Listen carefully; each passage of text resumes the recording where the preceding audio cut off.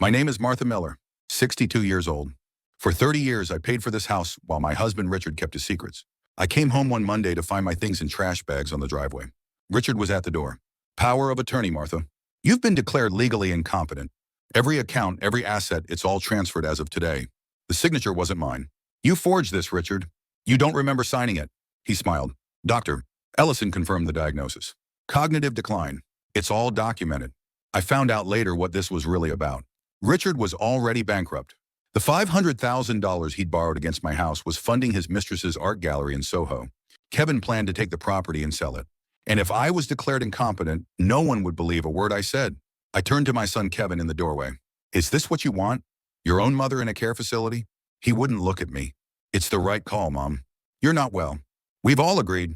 Richard stepped forward. Keys, Martha. You're a guest in this house now. That's final. I gave him nothing. That house was mine. Every cent of it.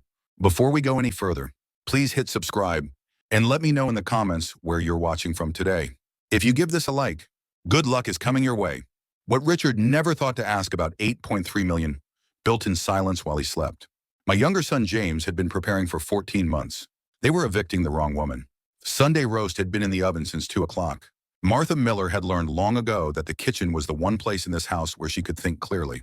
The copper pots hanging above the island caught the late afternoon light and scattered it in warm, broken circles across the ceiling. The smell of rosemary and rendered fat moved through the air like something dependable. The kind of smell that told you exactly where you were, even if everything else had gone uncertain. She was 62 years old. She had lived in this house for 27 years. She knew every sound it made, the particular groan of the second stair, the way the radiator in the east hallway ticked like a small, impatient heart before the heat came on. She knew the way the afternoon light moved through the dining room windows in October, dragging itself across the Persian rug in long, honey-colored bands before disappearing entirely by 4. She knew this house. That was the thing she kept returning to, standing at the counter with a dish towel folded over her forearm. She knew this house in a way that Richard did not, had never bothered to. He knew the address, the property value, the way it looked when he brought clients down from the city and let them walk the grounds. But the house itself, its sounds and its silences, the way the southeast corner of the master bedroom got cold in January. No matter how high the thermostat was set, that knowledge belonged to Martha alone. Richard was in the study. She could hear the soft, rhythmic clink of ice against crystal every few minutes, which told her he was on his second scotch, or possibly his third. The door was closed, which it had been more and more frequently these past several months. She had noticed that. She noticed everything, and she had noticed that. The silence between them at dinner had grown from something occasional into something structural. The way a crack in a foundation starts as a hairline and widens, season by season, until one day you realize it runs all the way through. She pulled the roasting pan from the oven and set it on the stovetop, and that was when her phone buzzed against the counter. A Ring camera notification. Front gate. She wiped her hands on the dish towel and picked up the phone. The small gray rectangle of footage showed the iron gate at the end of their driveway, the familiar gravel sweep beyond it, the stone pillars that Richard had insisted on when they renovated in 2012. A courier was at the gate. That wasn't unusual. Packages arrived several times a week. What made Martha's hand go still was Richard. He had come out of the study without her hearing him. She could see him on the camera feed, moving across the front lawn in his weekend clothes, his gray cashmere sweater and his dark slacks, his posture carrying that particular set to the shoulders that meant he did not want to be interrupted. The courier passed something through the gate, a thick manila envelope, cream-colored and dense. And Richard took it and tucked it inside his coat before the gate had even fully closed. It was the tucking that stayed with her, not the envelope. Packages arrived. Business was business, or had been once. It was the quick, practiced motion of concealment, the way the envelope disappeared beneath his coat, as if his body already knew the gesture, had rehearsed it, did it without thinking. The way you hide something you have hidden before. Martha set the phone face down on the counter. She stood there for a moment, listening to the oven fan turn and the distant sound of the gate closing on its hydraulic arm. The rosemary smell was still there, still steady. She picked up the basting brush and turned back to the roast. I'm overreacting, she thought. It's business correspondence. It's nothing. But the thought didn't settle the way it should have. She moved through the motions of the next half hour with the particular efficiency that 30 years of household management had built into her. The roast rested, the vegetables finished, the table set with the good placemats because it was Sunday. She transferred the laundry she'd left in the dryer that morning into a basket and brought it to the sitting room to fold. Her hands worked automatically, matching corners, smoothing fabric, stacking Richard's pressed shirts in a column of careful thirds. Her hands, she noticed, were trembling slightly, not dramatically. Not the way they did when she was frightened, which was a feeling she had mostly learned to manage. This was something finer than fear of frequency she couldn't quite name, running just below the surface of her skin. The kind of vibration that came before sound rather than after it. She set a folded shirt aside and stood. The study was down the hall. The door was still closed. She could hear, faintly, the television, a financial news channel. The same one Richard had kept on as background noise for as long as she could remember. The voices of analysts talking about markets in the clipped, certain tones of men who had decided they understood the world. She went to the shared desk instead. It was in the small alcove between the kitchen and the dining room. A carved mahogany piece that had belonged to her grandmother, and that she had insisted on keeping when they updated the rest of the house. She used it for correspondence, for the small, administrative tasks that kept the household running, for the quarterly reports she reviewed in the early mornings before Richard was awake. The surface was tidy. She was the one who kept it tidy. The pill organizer was in the top left drawer, where it always was. Martha took it out and set it on the desk under the lamp. She had been on the same combination of supplements for 11 years, a vitamin regimen. She and her doctor had refined gradually, adjusted for her blood work, nothing complicated. She knew what the capsules looked like. The small oval of vitamin D, the deep yellow of the CoQ10, the clear gel of the fish oil. She knew them the way you know anything you encounter every single day without having to think about it. The capsules in the organizer were white, small, uniform, chalky white, no marking she recognized. She stood over the organizer for a long moment, and the antique grandfather clock in the hallway began to chime the half-hour, each note, dropping into the silence of the house like a stone into still water. She counted the capsules. 7, one for each day of the week. All white, all wrong. I told myself I was overreacting to the shadows in this house. The clock finished its last chime. The financial news channel continued its distant murmur from behind the closed study door. The smell of rosemary was still in the air, familiar and dependable, and Martha stood at her grandmother's desk in her quiet $4 million house in Greenwich, Connecticut, and felt something she had been carefully not feeling for a very long time begin, at last, to crystallize. She replaced the organizer in the drawer exactly as she had found it. She smoothed the dish towel over her arm and walked back to the kitchen to plate the dinner. Her hands had stopped trembling. The overdue notice arrived on a Tuesday. Martha had been at the kitchen table with her second cup of coffee and her laptop, reviewing a medical translation contract, a pharmaceutical trial document, dense with methodology sections and adverse event tables. The kind of work that required the particular quality of attention she had trained herself to give it. Precise, sequential, patient. The mail came at 9:15. She heard the slot open and close, went to collect it, and stood in the hallway, sorting through the stack with one hand while holding her coffee mug with the other. Utility bill. A catalog nobody had ordered. A newsletter from the Greenwich Historical Society. And then a window envelope, printed in the red and black color scheme that financial institutions use specifically because it triggered a physiological response. The envelope design equivalent of a raised voice. She set her coffee down on the hall table. Overdue notice, second statement home. Equity line of credit, $500,000 account number. She read it twice. Then she read it a third time. The way you read something when the words are perfectly legible, but the meaning refuses to arrive. Hill on Meister na Hellock. $500,000. Against the property at their Greenwich address. She went back to the kitchen and sat down at the table and opened her laptop and navigated to the county property records portal. It took her 4 minutes to find what she was looking for, because her hands were doing that fine frequency trembling again, and she mistyped her search terms twice.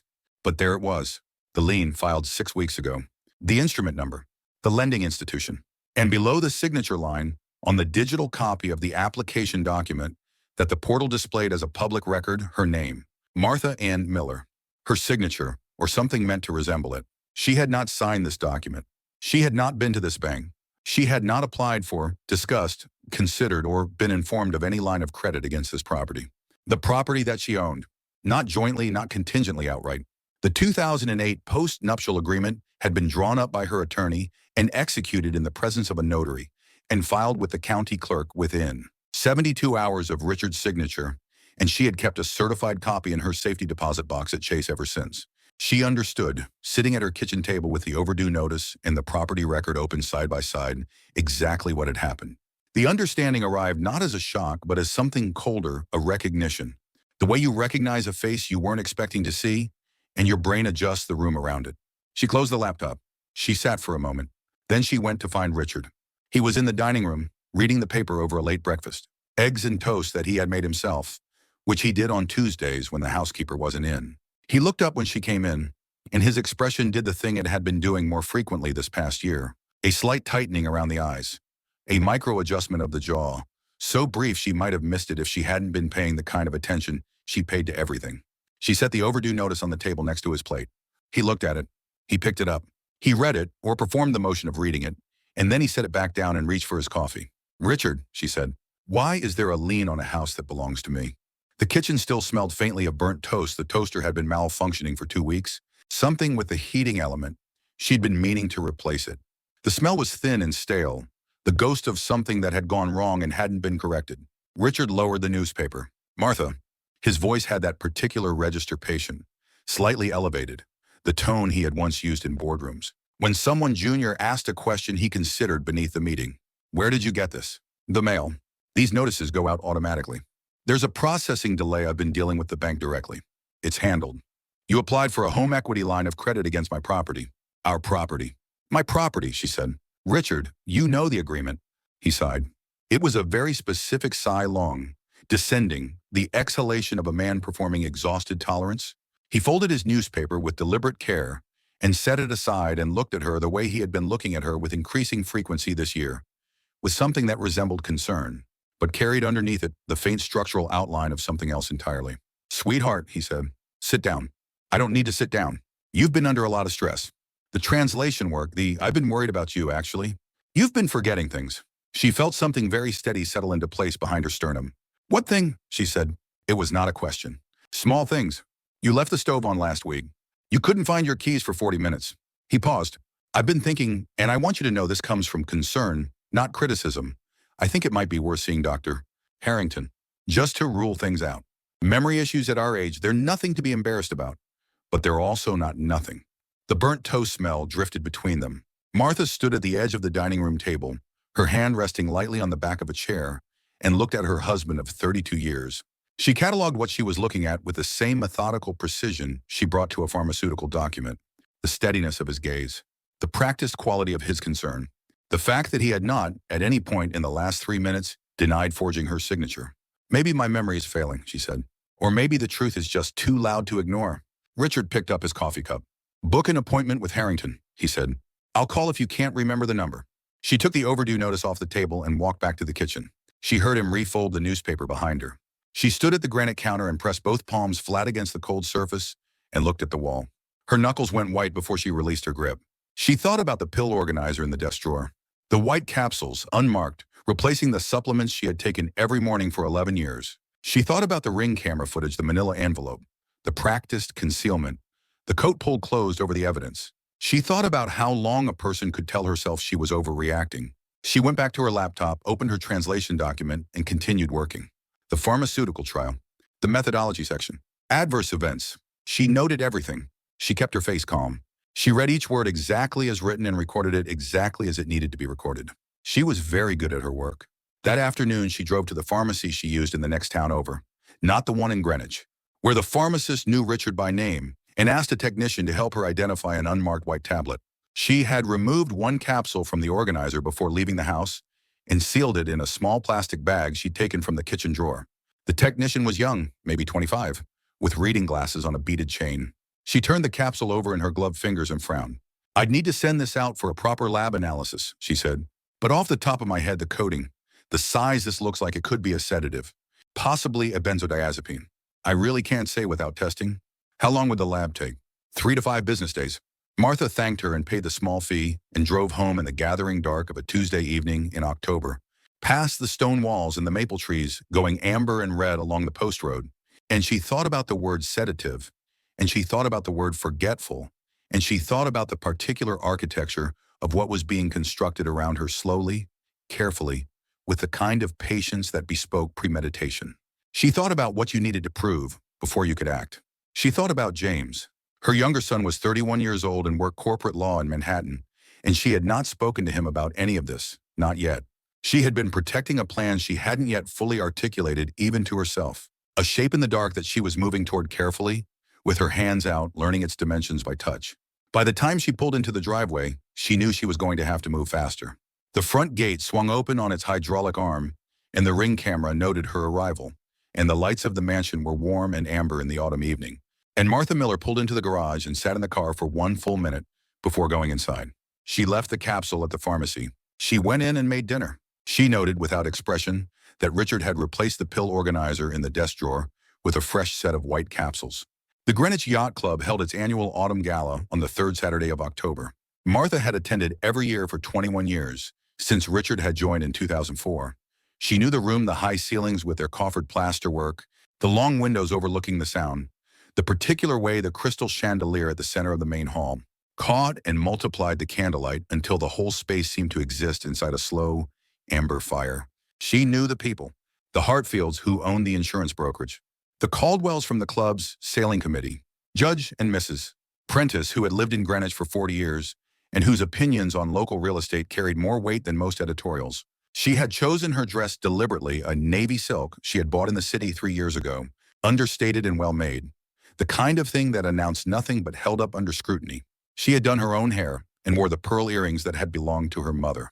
She looked, she thought, exactly as she intended to look. Richard was already at the bar when they arrived. He moved through the early crowd with the ease of a man who had spent his career in rooms like this, the handshake extended before the other person had quite committed to it, the laugh placed exactly where a laugh was most useful, the practiced performance of a man at home in the world. He had been doing this for so long that she suspected he no longer distinguished the performance from the fact. Kevin and Tiffany were already there. Her eldest son was 35, which was only a number until you stood next to him in a room like this and saw the specific quality of his ambition, the hunger that hadn't learned yet to disguise itself. He stood near the bar in a suit that was slightly too new, working a conversation with Harold Caldwell that Harold Caldwell was clearly tolerating rather than enjoying. Kevin had the same jaw as Richard, the same set to the shoulders. He had also inherited with great fidelity his father's conviction that the world owed him something it had been slow to deliver. Tiffany was beside him in a red dress that had been selected to be noticed. She was 30 years old and had the particular surface confidence of someone who had learned early that rooms full of money rewarded a certain kind of presentation. She had been a boutique clerk when she met Kevin, which Martha had never held against her. What she had gradually come to understand about Tiffany was something different, a coldness that lived beneath the warmth, a scorekeeping intelligence that watched the room and calculated constantly. Tiffany saw Martha from across the hall and said something to Kevin, and something shifted in her expression. The dinner was served at 8. Martha was seated at the round table near the window, the placement that had always been theirs, with the view of the darkened water and the moored boats rocking gently in the October wind. The chandelier above cast its jagged shadows across the white tablecloths, and the room, filled with the competing sounds of silverware and conversation, and the string quartet stationed near the fireplace. Richard waited until the second course. He stood lightly, the way men who have commanded rooms know how to stand the conversation in the immediate vicinity, tapering naturally into a silence that spread outward in rings, like a stone dropped into still water. He held his wine glass loosely. He smiled. "Before the evening gets away from us," he said, "Margaret and I—" Martha, she thought, with a precision that surprised her, "would like to share some exciting news. We've been doing a lot of thinking about the next chapter, and I'm happy to announce that we'll be transferring the Greenwich property to our son Kevin and his wife Tiffany." He turned and raised his glass in their direction. "It's time for a new generation to fill that house." Applause moved around the room, the automatic kind, the kind people produce when they're not certain what's being said, but the speaker's tone has indicated that something good has happened. Martha did not move. She sat with her hands in her lap and her face entirely still, and she thought he announced it publicly. In a room full of witnesses. That was intentional. She understood the strategy in real time. A public announcement created a social reality. People remembered it. It became, in the collective memory of this social circle, a fact, something that had been said in a room where 40 people heard it, something that would be referred to at later dinners, mentioned in passing, treated as settled.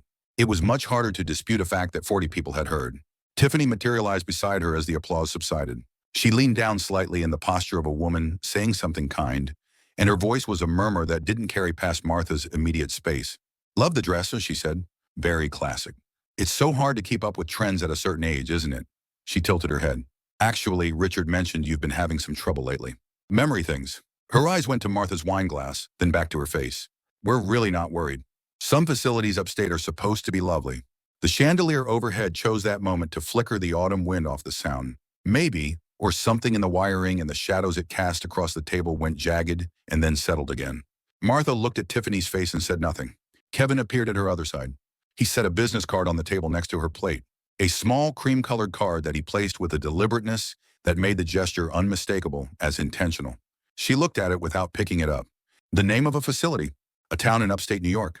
Memory care and assisted living. Nobody wants this to be awkward, Kevin said. It's the practical thing. You'd have support, activities, people in similar situations. The house is going to need a lot of work. The renovation alone, it just doesn't make sense to have you rattling around in there. You're a liability to the family's reputation, he added, and said it the way he might say the weather was forecast for rain. A simple statement of conditions, nothing personal, just the situation as he understood it. Martha picked up her wine glass and took a small measured sip. I felt the eyes of the entire room pinning me down like a specimen. She could feel them without looking, the peripheral attention of the Hartfields, the polite non-looking of Judge Prentice, the way conversations had adjusted to create the particular quality of group awareness that constituted social witnessing. Everyone in the immediate radius knew something was happening. Nobody was going to intervene. This was how it worked in rooms like this. She set the wine glass down. Tiffany moved, and the back of her arm caught the glass of red wine at Martha's place, setting a motion that could have been an accident, that had the spacing and the trajectory of something practiced. And the wine went across the table edge and onto Martha's shoes, dark red, spreading into the navy silk of her hem. "Oh, I'm so sorry," Tiffany said, the face performing concern, the eyes doing something else entirely. "Let me get someone." She did not get someone. Martha sat perfectly still. She looked at the red stain spreading across her shoe.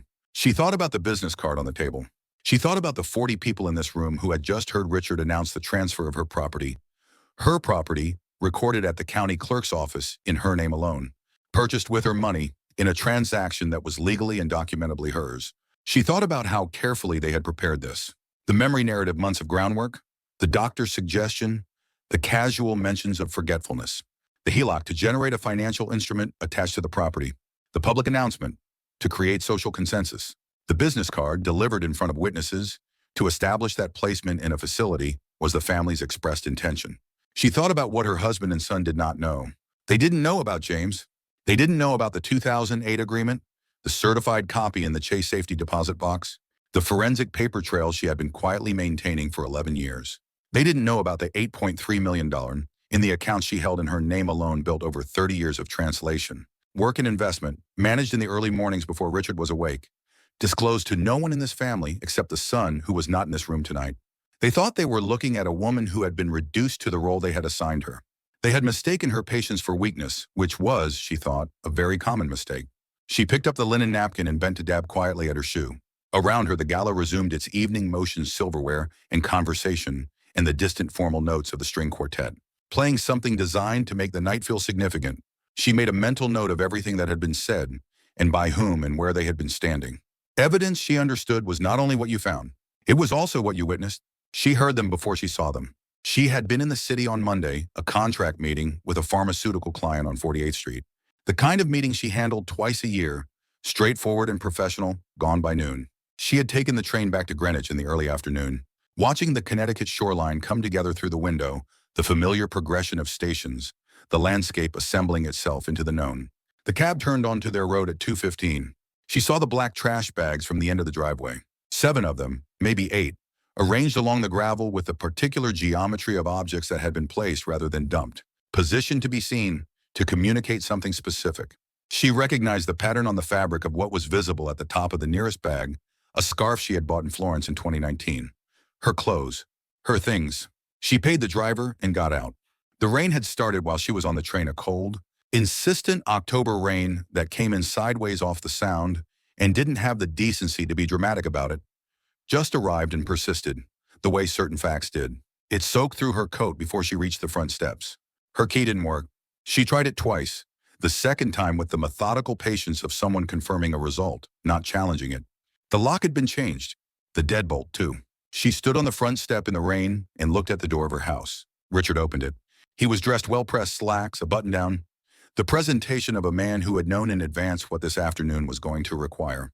Behind him, at the far end of the entry hall, she could see Tiffany's red dress, and the shape of Kevin's shoulder, and the sound of Tiffany's voice reached her in fragments, something bright and pleased, the register of someone celebrating.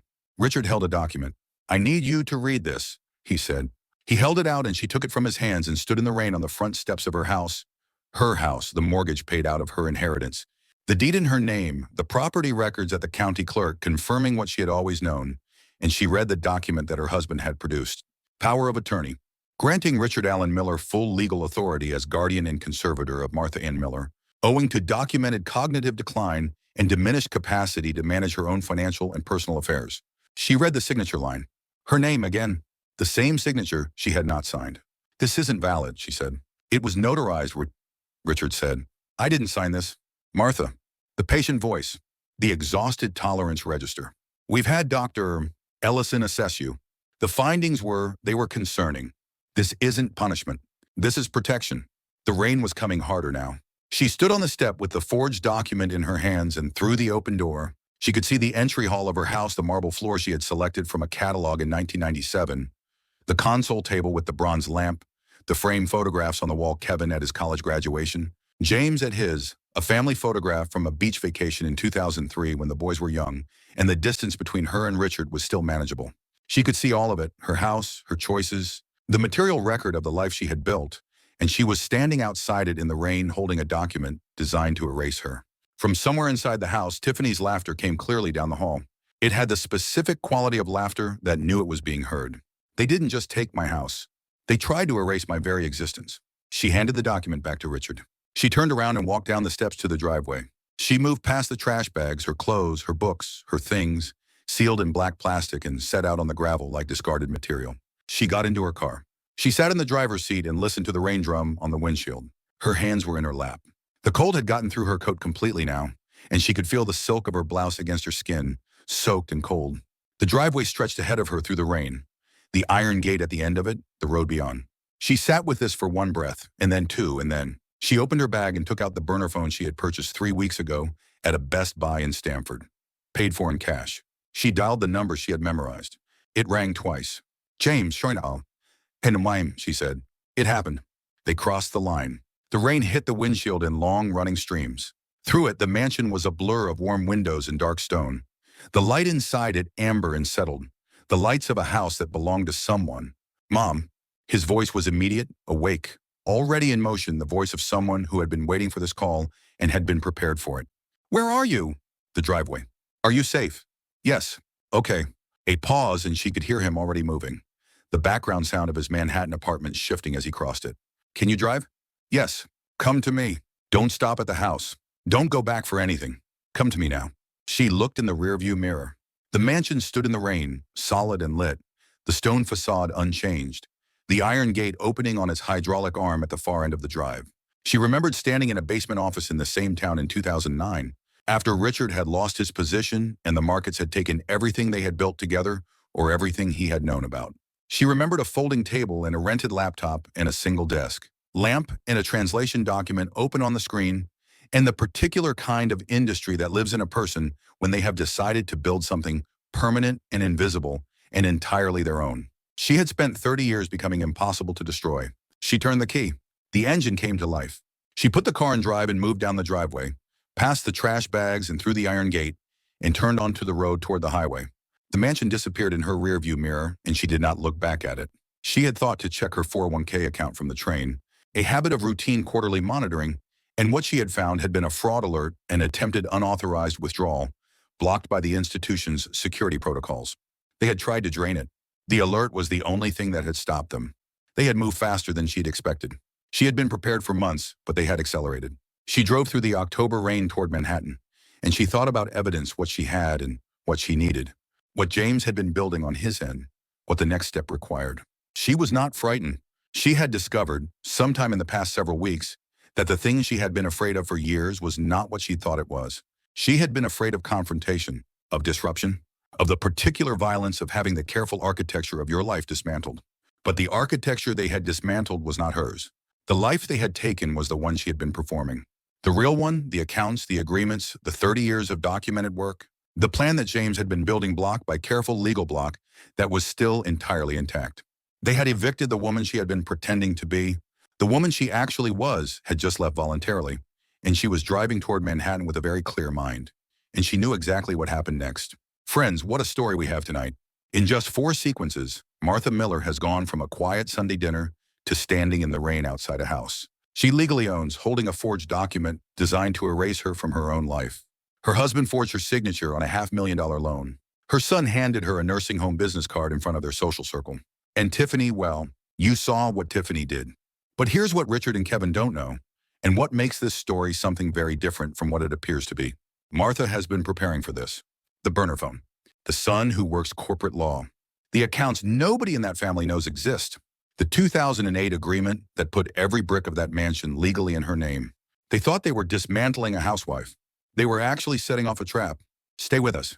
The second half is where Martha Miller stops waiting and starts moving, and everything Richard thought he'd built comes apart at the foundation. She remembered the smell of dust. Driving north on 95 in the rain, the city lights beginning to aggregate ahead of her through the wet windshield. Martha let the memory come the way memories come when you've been holding them at a careful distance, and the circumstances have finally made distance impossible. The basement office. Winter 2009. The crash had hit Richard in the fall of 2008, not cleanly, not as a simple financial loss, but as the unraveling of a particular kind of fraud. He had been at the firm for 18 years. He had been good at his work in the way that certain men are good at leveraging access, not through the patient accumulation of genuine competence, but through the confident management of appearances, the careful placement of trust, the exploitation of the presumption that a man who looks like a Wall Street executive must therefore understand the things a Wall Street executive is supposed to understand. He had been embezzling. Small amounts at first, obscured in the structure of legitimate trades, then larger, then large enough that the IRS audit of 2008 had found things that could not be explained away. He had come home one November evening and sat at the dining room table and told her they were going to lose everything. And she had looked at him across that table, their sons in their rooms upstairs. Kevin 17, James 16, and she had made the calculation that she would later describe to no one, because it was not the kind of calculation that invited understanding. She had saved him, not out of love, or not only out of love, she had been honest with herself about this in the years since. She had saved him because the alternative was worse: two sons watching their father go to prison, a family name destroyed, a social reality that would follow Kevin and James into their adult lives. She had saved him because she was 44 years old, and she had looked at the available options and determined that this one gave her the most to work with. She had liquidated her inheritance, the trust her parents had established, the real estate holdings in Ohio, the portfolio she had been managing quietly since her mother died, and she had used it to buy the Greenwich mansion out of foreclosure at a price that reflected the market's catastrophic state, and she had done it in her name alone. And then she had sat Richard down and put a post-nuptial agreement in front of him, drawn up by her attorney, not his, hers, and she had explained that he was going to sign it. I built this fortress brick by brick while he tried to burn it down. He had signed it. A drowning man signs what he's given. She had also, in the basement office that winter, a room she had cleared herself, a folding table and a rented laptop, and a desk lamp she'd brought from the upstairs guest room. Begun the work that would become, over the next 30 years, something Richard had never once thought to ask about. Her medical translation business had started as contract work for a single pharmaceutical client, $2,000 a document, unglamorous and precise. She had expanded it methodically, building a reputation in a specialized field, taking on the complex documents that other translators avoided because the technical vocabulary required years of sustained study. She had sustained the study. The investment work had come later, developed in parallel with the translation business, applied with the same methodology: research everything, trust nothing that couldn't be verified, think in the long term, and keep your positions to yourself. She had accounts that Richard had never known, existed in institutions she had never mentioned, managed with the same patient precision she brought to a pharmaceutical trial document. She realized that her love was actually a long-term investment in a man who was always a bad asset. She drove through the rain and thought about whether that was true, and decided it was partially true, and decided that partial truths were the ones that lasted because they contained enough of the whole to be accurate. What she had built for her sons, for the version of the future where Kevin and James inherited a stable life and a mother who had protected them from the full cost of their father's failures. What she had not anticipated was Kevin. Kevin had chosen his father's model. That was the part that still carried weight. Not Richard. She had understood Richard for a long time, had managed the understanding the way you manage a chronic condition, incorporating it into the daily structure of your life. Richard was a known quantity. Kevin had been a possibility she had hoped for differently, and he had made his choices, and she had watched him make them. And now she was driving to Manhattan in the rain, and the possibility had closed. James, she had known differently for years. The off-ramp appeared through the windshield. The city opened around her, vast and lit and indifferent to everything that happened inside individual cars on individual nights. And Martha drove toward her younger son's building in Murray Hill and felt something she hadn't expected to feel in the midst of all of this. Relief. The waiting was over. The performance was over. Whatever came next would be done in her own name, in the open, with the full force of everything she had spent 30 years building in the dark. She found parking on 34th Street and sat for a moment with the engine off. I built this fortress brick by brick. She had, and now she was going to use it. James Miller's apartment was on the 14th floor of a building on East 36th Street, and from the windows on the east side, you could see the Chrysler building lit against the dark. He had bought it 3 years ago, the first significant purchase of his own money, and he had furnished it with the spare functionality of someone who lived most of their life at a desk.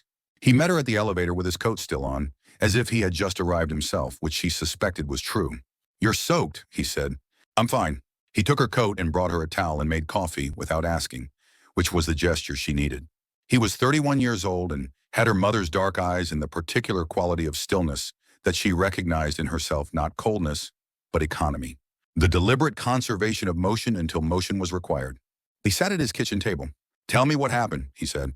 She told him.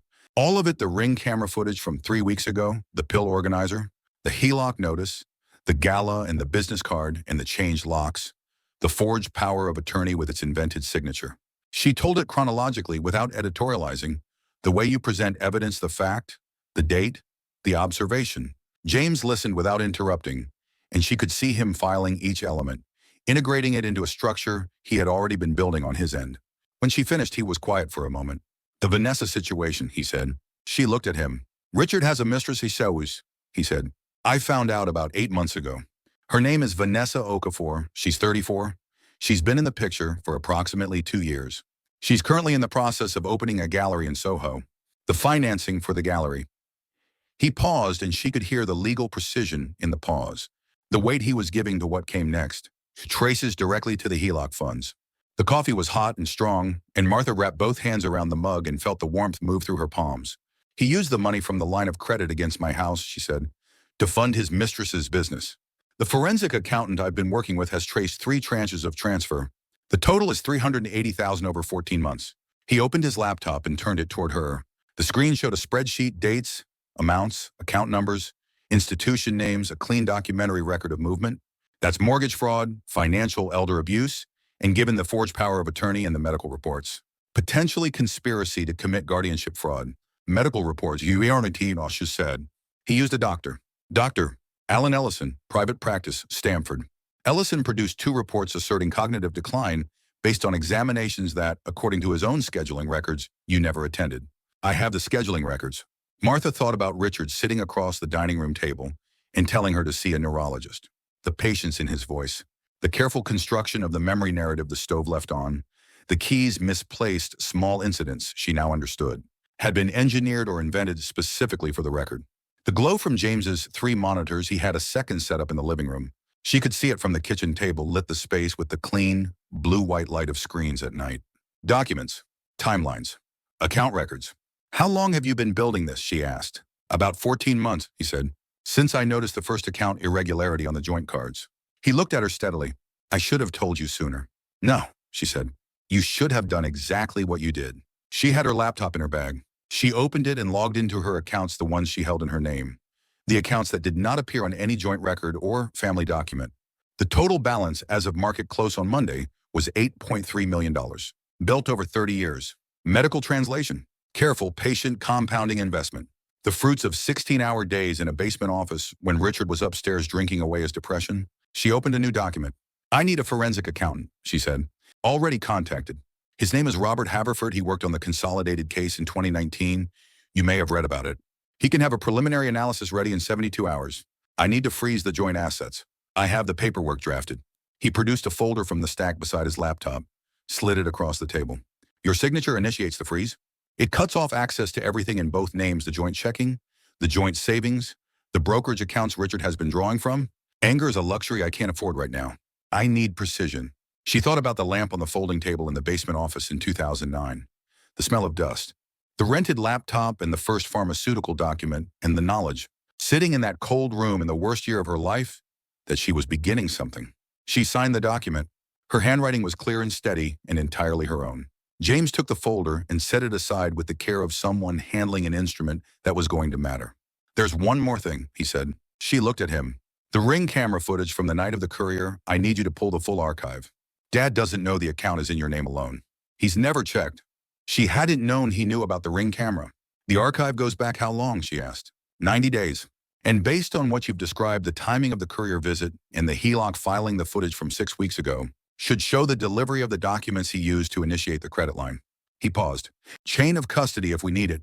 She thought about the filing cabinet in the Stamford pharmacy, the lab analysis of the white capsule, due back in 2 days.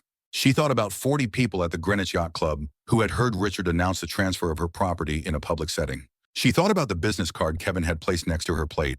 Evidence was everywhere once you knew how to look. "There's something else," she said. "The capsules. The substituted vitamins."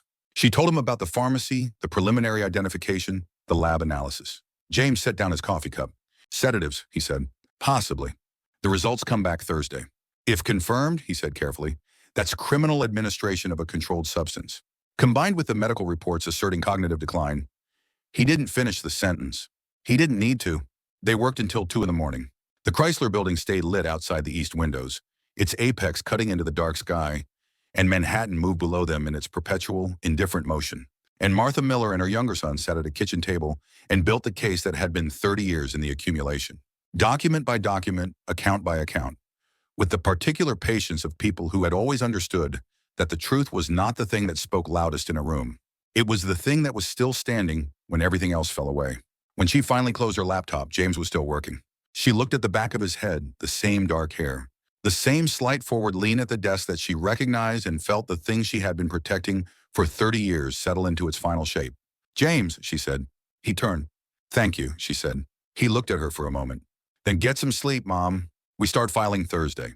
The mediation room was on the 32nd floor of a building on 6th Avenue, and it had the look of a space that had been designed to suggest neutrality: beige walls, recessed lighting, a long rectangular table of pale birch.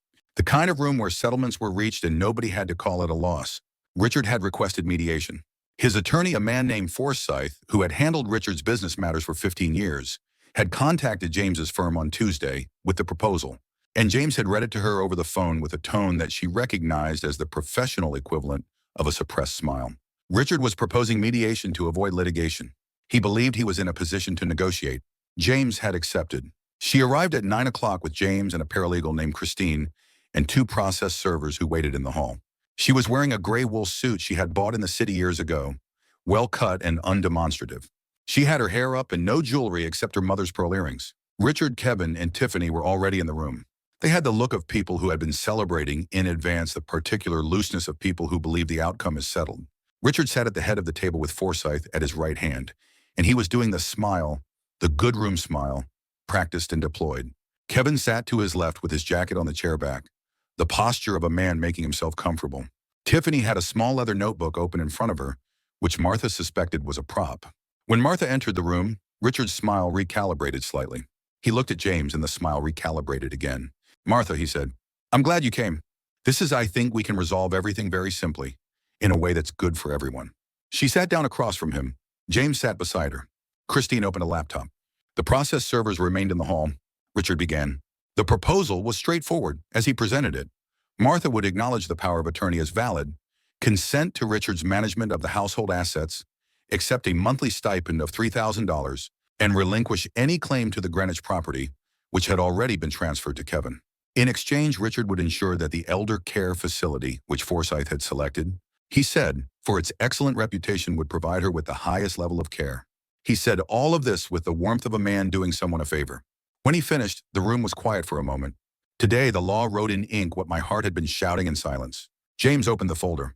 He did it without announcing it, without preamble, the way you perform a procedural action, efficient, unremarkable. He took the first document from the top of the stack and slid it across the table to Forsyth. "For your client's review," he said. Forsyth picked it up. He read the first page. He read it again. His expression, when he set it down, had changed in a way that Richard noticed, because Richard was watching Forsyth's face for exactly this kind of signal, and Richard's expression changed in response. "What is that?" Richard said.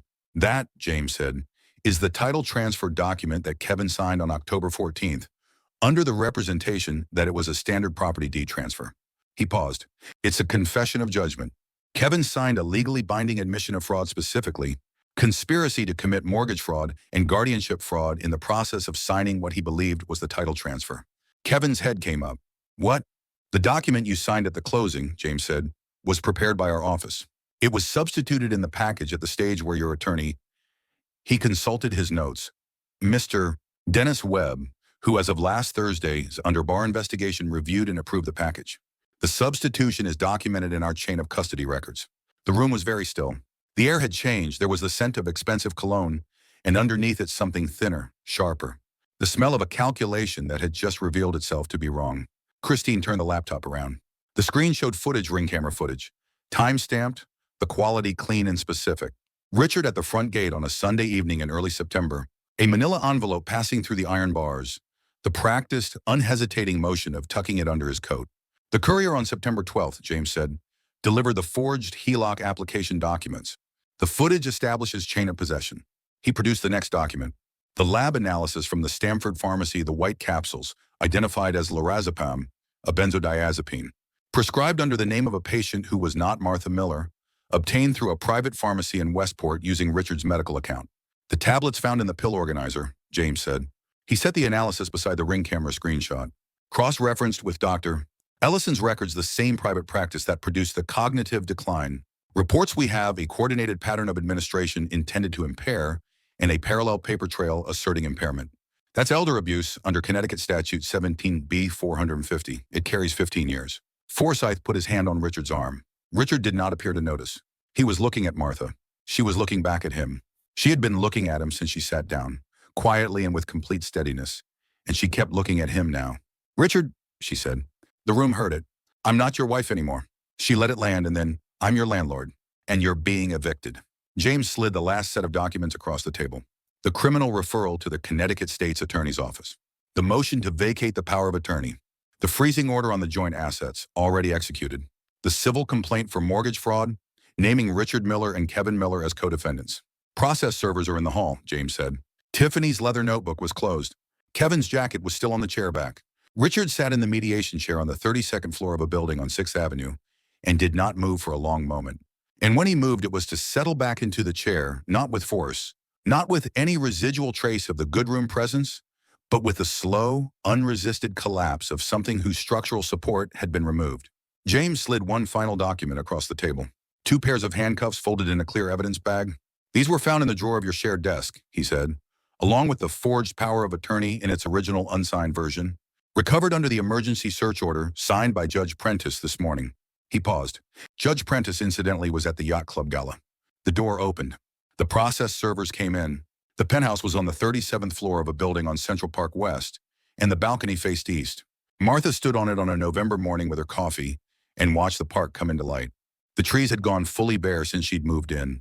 The last of October's colors stripped away by the first weeks of November wind. And what was left was the structural truth of the thing, the dark, branching geometry of the trees laid bare, the paths through them empty at this hour, the surface of the reservoir catching the early light like hammered silver. She had rented it furnished, which she hadn't done since her 20s. She liked the strangeness of other people's furniture around her. It reminded her that the objects in a space were not the space that rooms could be inhabited without being defined by what filled them, that she had always been. Even in the $4 million mansion in Greenwich, something distinct from its contents. She finished her coffee and went inside. The office she had set up in the second bedroom was spare and clean: her laptop, a printer, a filing cabinet she had brought from storage. On the desk was a stack of correspondence, sorted into 3 categories the way she sorted everything: urgent, ongoing, informational. She sat down and worked through the urgent pile first. The letter was near the bottom of the ongoing stack. She nearly missed it because the return address was unfamiliar, a P.O. box in Stamford. She didn't recognize, but the handwriting on the envelope was small and careful, the penmanship of someone older, and she opened it. Dear Mrs. Miller, my name is Eleanor Vance.